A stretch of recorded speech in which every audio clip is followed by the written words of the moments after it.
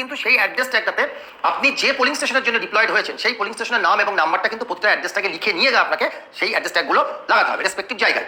কোন জায়গায় লাগাবেন সেটা এবার আমরা একটু শেয়ার করি। প্রথমত হচ্ছে যে এইখানে কিন্তু মানে রেজাল্ট সেকশনে কিন্তু আপনার তিনটে সিল হবে। তিনটে সিল কি হবে? প্রথম সিলটা হবে একটা আমরা গ্রিন পেপার সিল দিয়ে রেজাল্ট সেকশনটাকে সিল করব। এবার একটু পরিবর্তন হয়েছে, যারা এর আগের ভোটগুলো করেছেন তারা দেখেছেন যে গ্রিন পেপার সিলের সাথে সাথে বাইরে একটা স্ট্রিপ সিল লাগানো হয়। এবার এই M3 মেশিনে কিন্তু স্ট্রিপ সিলটা ব্যবহার করা হচ্ছে না। এইটা হচ্ছে এটার অন্যতম একটা পরিবর্তন। তাহলে আমরা প্রথমে রেজাল্ট সেকশনটাকে সিল করব গ্রিন পেপার সিল দিয়ে।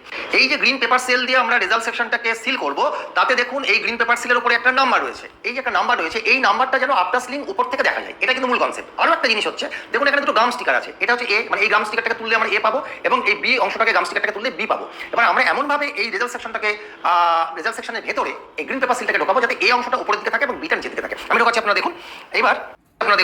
এইবার এটাকে চেপে দিলাম, দিয়ে এইখানে এই পোর্শনটাতে আমরা একটা স্পেশাল অ্যাড্রেস ট্যাগ লাগাবো।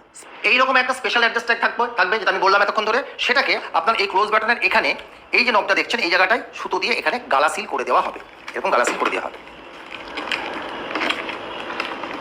আচ্ছা, গালা সিল করে দেওয়ার পর আপনি আউটার কম্পার্টমেন্টটাকে লাগিয়ে দেবেন।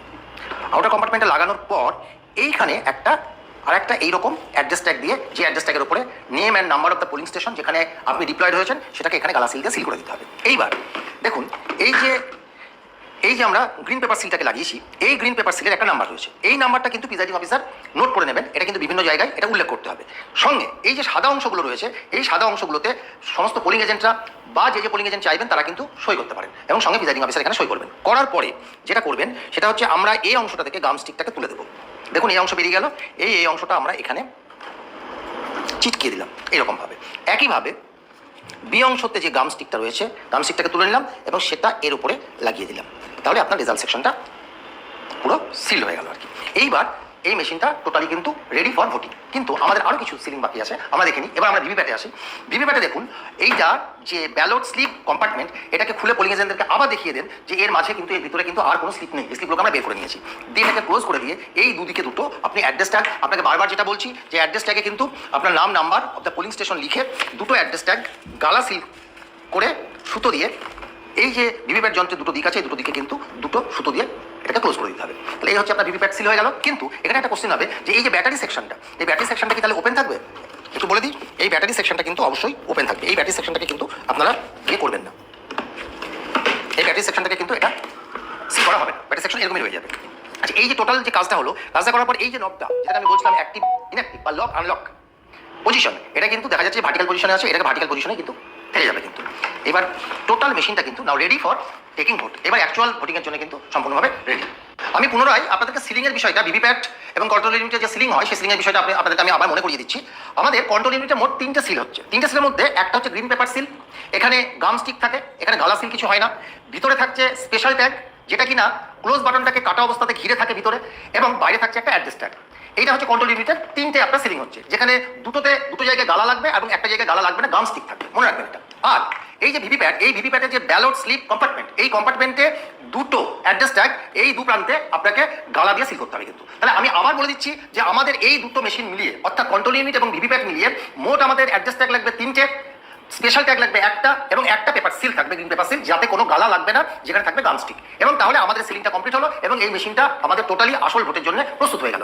এই বিষয়ে আমি আপনাদেরকে আরেকটা কথা মনে করিয়ে দেবো যে আমরা যেটা আপনাদেরকে এখন পর্যন্ত দেখালাম, এই ব্যাপারগুলো কিন্তু হাতে কলমে করবার জন্য আপনাদের ট্রেনিং সেন্টারে কিন্তু ব্যবস্থা থাকছে, এবং আপনার ট্রেনিং কক্ষে যে মাস্টার ট্রেনার থাকবেন সেই মাস্টার ট্রেনার কিন্তু আপনাকে হাতে কলমেও কিন্তু ব্যাপারগুলো শেখাবেন। এবং আমি এতক্ষণ পর্যন্ত আপনাদের সঙ্গে যে আলোচনা করলাম, এই আলোচনার সাপেক্ষে আপনাদের যে যদি কোনো প্রশ্ন থাকে সেই প্রশ্ন তো আপনারা আমাকে করতে পারছেন না, বলে যে মাস্টার ট্রেনার আপনার প্রশিক্ষণ কক্ষে আছে এই বিষয়ে যদি কোনো প্রশ্ন থাকে তাকে আবার করতে পারেন, তারা আপনাদেরকে সম্মুখভাবে বুঝিয়ে দেবে, হাতে কলমে বুঝিয়ে দেবে। তাহলে একটা কথা বলে আমি শেষ করবো এবার, সেটা হচ্ছে যে এবার আমাদের মেশিনটা তো সম্পূর্ণরূপে রেডি আসল ভোটের জন্য। তাহলে এইবার আমরা কন্ট্রোল ইউনিটের যে পেছনে যে বাটনটা, সেই বাটনটাকে অন করে দিয়ে আমরা ভোট প্রক্রিয়া শুরু করবো।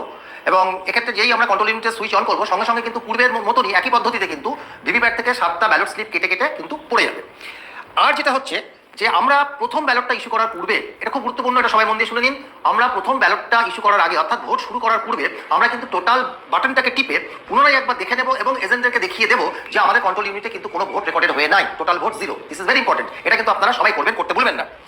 আর একটা গুরুত্বপূর্ণ কথা যেটা, সেটা হচ্ছে যে এই যে তিনটে ইউনিট, এই তিনটে ইউনিটে যদি কোনো রকম প্রবলেম দেখা যায়, ভোট চলাকালীন বা ভোট চলার পূর্বে মক পোলের সময়, তাহলে আপনারা কি করবেন? এটা দুটো পর্বে আমরা ভাগ করতে পারি। প্রথমত হচ্ছে যদি মক পোলের সময় যদি কোনো প্রবলেম দেখা যায়, তাহলে কিন্তু যে ইউনিটটার প্রবলেম হবে আমরা সেই ইউনিটটাকে শুধুমাত্র চেঞ্জ করে দেবো। ধরুন বিইউ গন্ডগোল হলো, বিইউটাকে চেঞ্জ করবো। ভিভিপ্যাট কোনো ত্রুটি দেখা যাচ্ছে, ভিভিপ্যাট চেঞ্জ করবো। সিইউ এর ত্রুটি দেখা যাচ্ছে, সিইউ চেঞ্জ করবো। মনে রাখবেন যে ইউনিটের সমস্যা দেখা দেবে।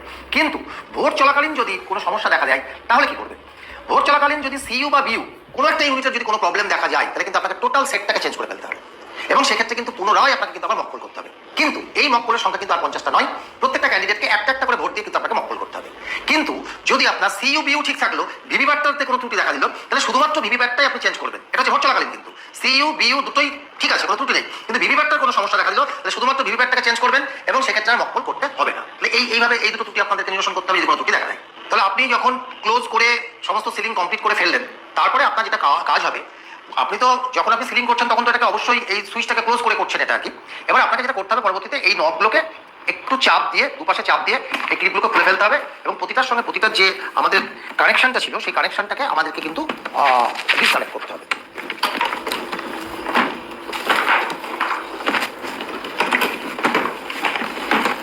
ইন্টারফেস থেকে এটাকেও চাপ দিয়ে আমি খুলে নিলাম। এই টোটাল 3টে ইউনিটকে আমরা আলাদা আলাদা করে নেওয়ার পরে এক্ষেত্রে আর কোনো সিলিংয়ের দরকার নেই। আমাদেরকে যেটা করতে হবে সেটা হচ্ছে যে এই 3টেকে এই রেসপেক্টিভ কেসে ঢুকিয়ে তার বাইরে কিন্তু আমাদের অ্যাড্রেস ট্যাগ দিয়ে, সেই অ্যাড্রেস ট্যাগের উপরে কিন্তু আপনার পোলিং স্টেশনের নাম্বার লিখতে হবে, দিয়ে আপনাকে কিন্তু গালাসি করতে হবে। এবং আরেকটা কথা একটু বলে দিই, এই যে ভিভিপ্যাটের এই যে লক আনলক যে সুইচটা, যেটা কিন্তু এতক্ষণ পর্যন্ত ভার্টিক্যাল পজিশনে ছিল, সেটাকে কিন্তু আপনাকে আবার হরাইজন্টাল বা সাইড অবস্থায় করে দিতে হবে। এইভাবে আমরা এই 3টে মেশিনকে এবার 3টে কেসে ভরে সেটাকে অ্যাড্রেস ট্যাগ দিয়ে সিল করে এবার আমরা ডিসির উদ্দেশ্যে রওনা হবো। এই হচ্ছে আপনার ভিভিপ্যাট সম্পর্কে ডেমনস্ট্রেশন ছিল। আমি এর আগেও আপনাদেরকে বলেছি যে এই বিষয়ে যদি কোনো রকম কোনো প্রশ্ন থাকে, আপনার প্রশিক্ষণ কক্ষে যে মাস্টার ট্রেনার আছেন তাকে আপনারা জিজ্ঞাসা করে নেন। এবং শুধু তাই নয়, মুর্শিদাবাদ জেলা শাসকের তরফ থেকে প্রতিটা প্রশিক্ষণ কেন্দ্রে হাতে কলমে ভিভিপ্যাট যন্ত্র সহ সিইও